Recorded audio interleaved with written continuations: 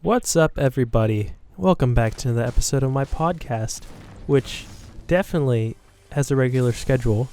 It's every time I feel like it. I really need to work on this scheduling of the podcast. I've already done this, where I have Fortnite playing in the background. 20 to 30 minutes is how long that usually goes for, and it's basically just the same thing that people would watch during Modern Warfare 2, but instead of Call of Duty, it's Fortnite, which I like a lot. I really do like this game. I don't think it's the most incredible game. Like, some people think this is the best game ever. I don't have that much fun with it.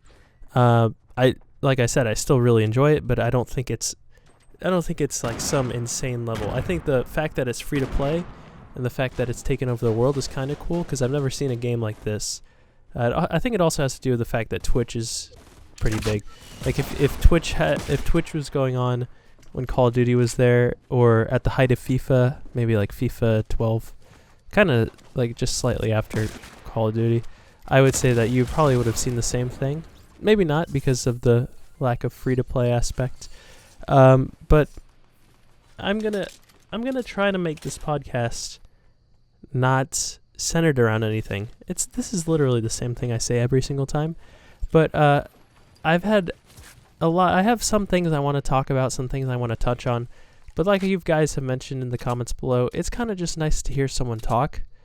I'm very lonely, so I like to hear people talk. That's why my favorite podcast, which I think is one of the funniest podcasts, one of the funniest things I've ever seen, the Tiny Meat Gang podcast with Cody Ko and Noel Miller. Those two are so hilarious. If you don't want to sit through a whole podcast, it's about an hour 10 minutes. They have these video commentary videos where they'll watch a video and just commentate on it, make some jokes, and they are so funny. They are the funniest things I've ever seen on YouTube, and I've been watching YouTube for a very long time. I think Noel's actually even funnier than Cody. I think they're both really funny, but yeah, just check them out because they're hilarious. But the reason I was talking about them is because on their podcast, they don't talk about anything specifically. Like, they'll have main points, kind of things they talk about, but usually they end up just talking about random things, and that's when it's funniest. When you have something that's not scripted, that's when the really funny stuff happens, in my opinion. And that's when you get the most genuine things on YouTube. And that's what I've always enjoyed about YouTube. You seem to get stuff that's more realistic as opposed to what you would see on television. That's kind of why I've lost a little bit of my love for YouTube, because it's gone in the direction of kind of just being scripted, kind of being force-fed to meet the schedule, like daily vloggers. I can't speak for everyone, but I feel like a good 80 to 90% of daily vloggers don't really want to have to do that every day, or even just people who do daily videos in general. Now, I might be completely off base here, but when you have to do the same thing, kind of in the same general idea, it really just becomes repetitive and you lose your creative ideas. I'm going to speak from experience, because I don't know if I did daily, but I had a pretty regular schedule for maybe I don't even know how long, but for a decent portion of FIFA 18 with the player reviews. And what happened was I found something that worked. Player reviews. Like, I knew that if I posted a player review on Wednesday, it was guaranteed to get 3,000 views at least. Depending on the hype around the player, it could even get more. That's why I would always try to bust out a video Wednesday as soon as possible. In the fall, when I actually had a part-time job, I would get home at around 2 or 2:30 sometimes, depending on how long I had to stay there. And then on Wednesdays, that was the only night I actually had to go back to work at around 4:45. But I managed to always get in that video, or at least edit. Yeah, because it would take like an hour to record. Then I would do like a speed editing process to get through. Maybe like 30 minutes, and then I would always try to upload it before I left for work, because I would like to come home and see a bunch of comments and see a bunch of people be like, oh, this video sucks. But what I was noticing was because I was doing daily videos, pretty much the same thing. They just all started to seem like the same video, and that's not really what I wanted. It was nice to see the growth. Like it was really nice to see the growth because for a couple of years, like I've been doing FIFA stuff since fall of 2015. I only had 1,000 subscribers, which I know some people would be like, that's not too bad, but for the amount of work and the amount of other people that I saw even doing FIFA content or other content who surpassed me with relative ease, I wasn't a very successful YouTube channel, to be honest. Now, I think in terms of success as to the content, I got much better. I got more of a presence in terms of speaking. If I had tried to do this podcast at the beginning of my YouTube career, it would have been so awkward. I go back, not very frequently, but I like to go back and just look at some of those original videos, but I can never watch the entire thing because it's just, for lack of a better word, it is cringy.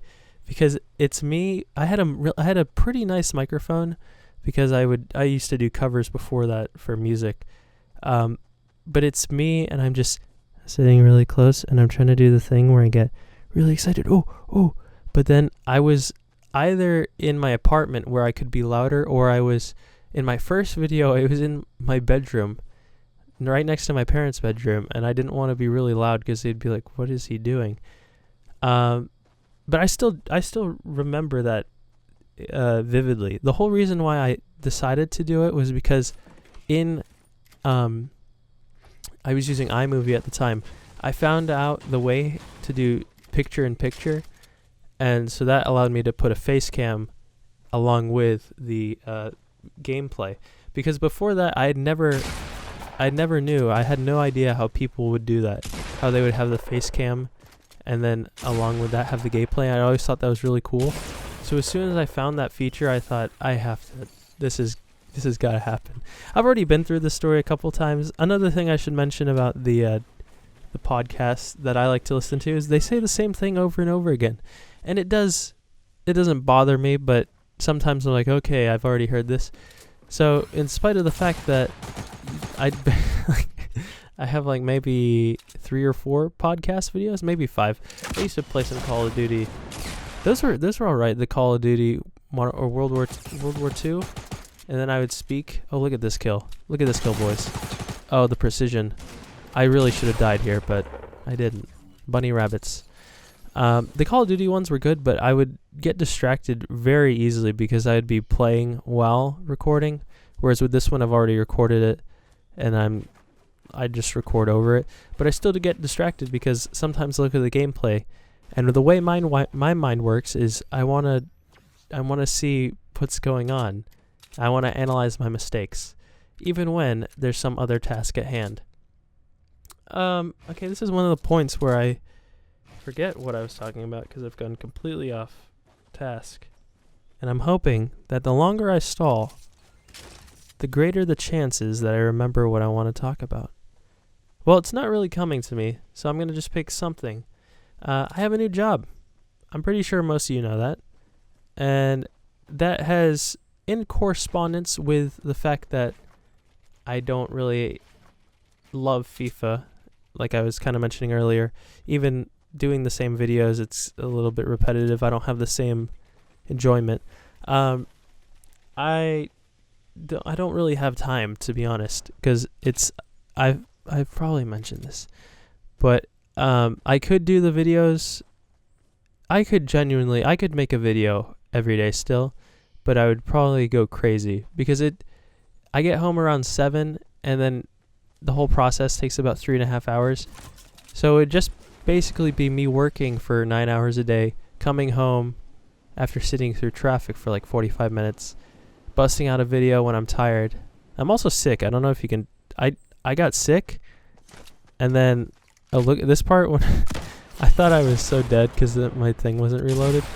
I got sick last week. Actually, no, 2 weeks ago when I started my job because everyone in the office was sick. And so I got kind of a cold, sore throat, runny nose, stuffy nose, that kind of thing. But then somehow last night I just got like a really bad fever. And then I think it's gone away. I don't feel hot. I mean, I still feel kind of drowsy and like my head's all spinny, but at the same time, I think the fever just broke because this is what I did last night. I don't know if you guys have watched The In-Betweeners, but I binged through the 3 seasons on Netflix, and I thought it was really funny. So then I found the movie.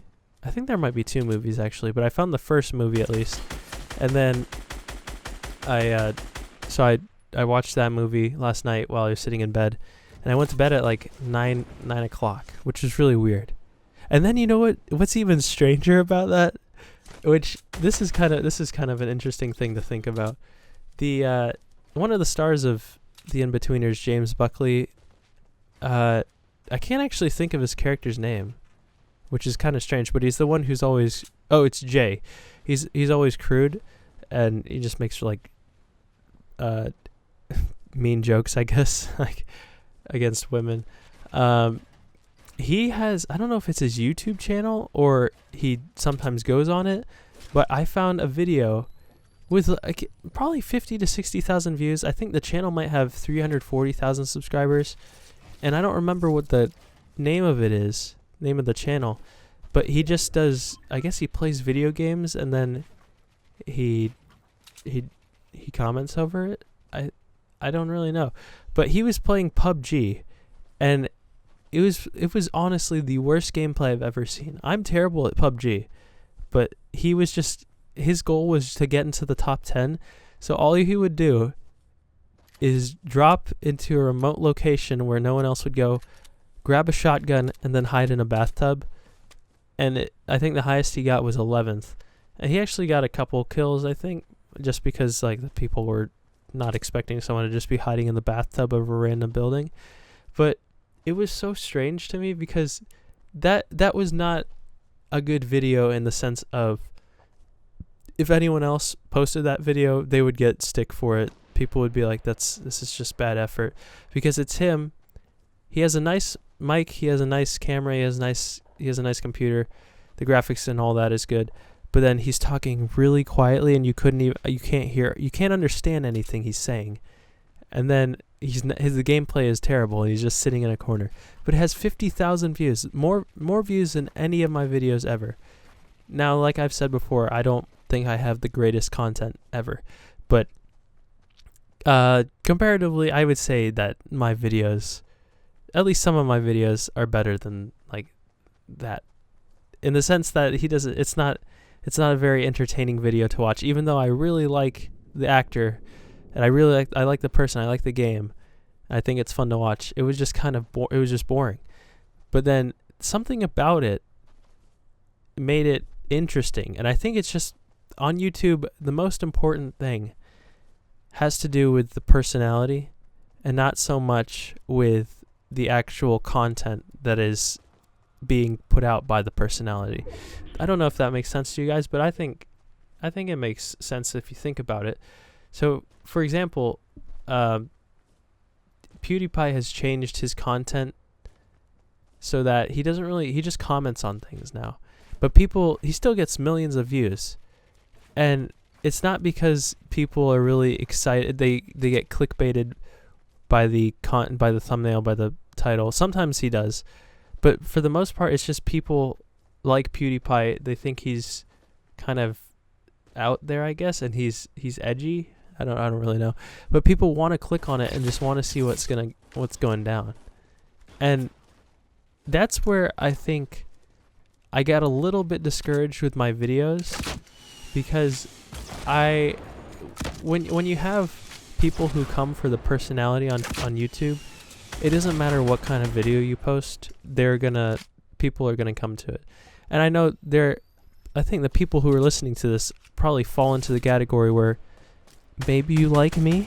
Do you like me, guys? Do you like me or not? But you guys will come to the video and you'll, regardless of what I'm playing, whether or not it's FIFA, you'll come to the video, you'll be nice in the comments, you'll actually have a conversation, you'll say hi. And those are the people that I want. Those, like, as fans, as a creator, I want those kinds of people because they're just cool to hang out with. They're like, when I go hang out with people in real life, I don't want the guy who just comes because he likes what I'm doing. I want the guy who comes because he likes who I am as a person. And that's where the whole FIFA player reviews thing was kind of getting into a space that I wasn't uncomfortable with it, because I like to see the channel grow. But I started to get people, and I was like, I don't really want you watching my videos. You're kind of annoying. Because people would come, they'd leave rude comments. I don't know how I didn't die there. They'd leave rude comments, or even if they didn't, they just came for the player review, which is fine because it's a review. Some people will come just because it's a player review. But I don't think I can continue for like the couple, like 3 or 4 years to keep doing player reviews when I don't have my heart in it, when I don't really want to do it. When I first was playing FIFA 15, before I was streaming it, or before I was recording it, I like was obsessed with that game. When I can think of games, and Fortnite for the record is actually not one of them. I can think of games where I would get cravings. I don't know if that's the correct word, but like one time in my sophomore year of high school, Black Ops, it was Black Ops, had just come out, and I wanted to just play that video game all day. This was after I had started playing, it must have been 9th grade actually. Yeah, it was 9th grade. So it was the year after Modern Warfare 2. So I was really a Call of Duty fanboy, and I just really wanted to play Call of Duty all day. And I was sitting in my study hall, which was the last period of the day, and I was just thinking about how all I want to do is play Call of Duty. All I wanted to do was play Black Ops, and I was prepared to go home. I think I had baseball practice actually.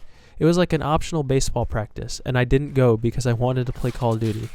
And as soon as I got home, until like 10 o'clock at night, I was just playing Call of Duty with friends. And that's the kind of craving, that feeling of when I knew I wanted to play Call of Duty.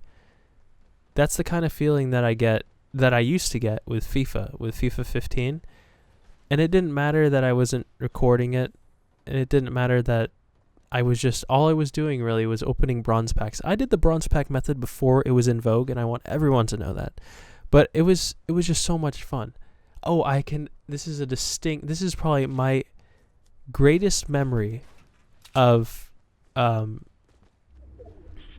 actually this is so, like, I almost got goosebumps just thinking about this because of how much fun it was.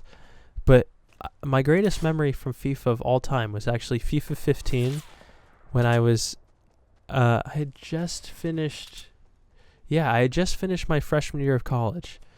And then my family went on a beach vacation, and I brought my PS4 to the beach because I'm a nerd. And when we got there, they released the purple, I don't remember what I don't think it was player of the year. Oh no, the hero cards, the purple hero cards. And you had a ton of bronze players and some silvers. And I had maybe 200,000 coins from trading. And I mean, it was probably a combination of everything happening. Like, I had finished finals and I was really happy. I was at the beach, so I was happy. This was like right after Messi destroyed Boateng in the Champions League, and I thought it was so cool, and I was happy. So a lot of good stuff was happening around in the environment, which probably played a factor.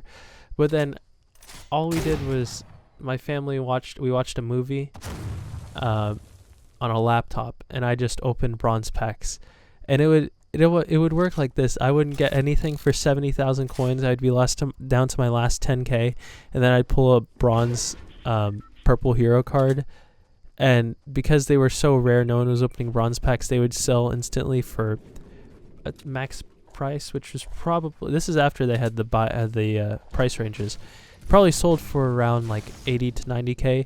So I would basically just get my money back, and I thought it was just so cool. And thinking about that, it's not actually that cool, but the novelty about it was what really made it so great. And that's the whole point of why I'm saying this, is because I want to get that feeling back with FIFA, but it's not happening. And it's probably because of the weekend league.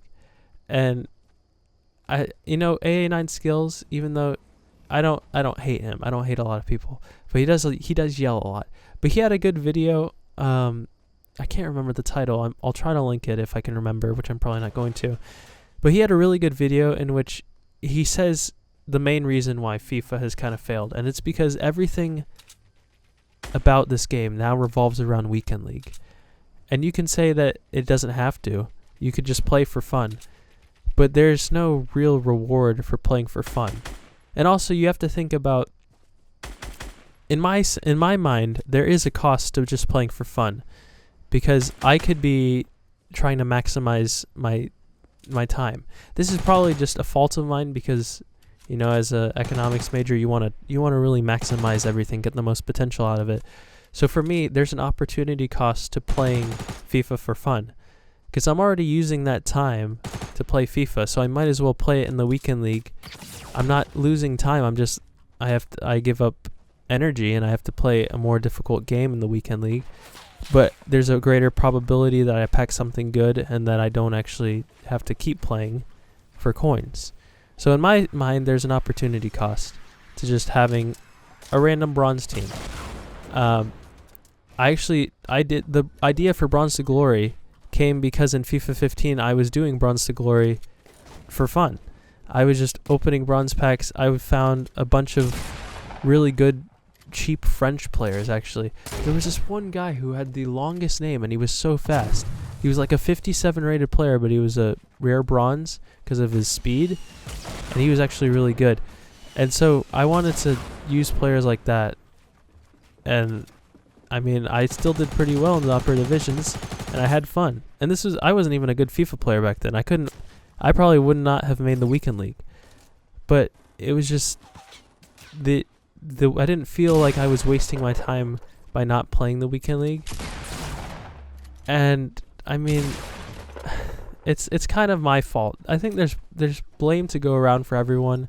I shouldn't be so preoccupied. Not everything has to be about maximizing your time. It can just be about having fun. But also, when you think about how they don't really cater to other people who aren't trying to be professional players. They're just trying to see whatever will get them the most money, what will draw the pros in, what will draw the advertisers in. And that's where I think they've kind of lost the community. When you think about a game like Fortnite, they don't care. They're going to have a pro scene eventually. But that's not what they're focusing on. They're focusing on just keeping their fan base happy. They're focusing on just doing whatever they can for free to improve the game. That's where FIFA, in my opinion, has missed the mark. Hope you guys like this podcast. Let me know. Drop a like. Let me know if you want a face cam, because I could do that. See you boys later. Don't forget to spay pets.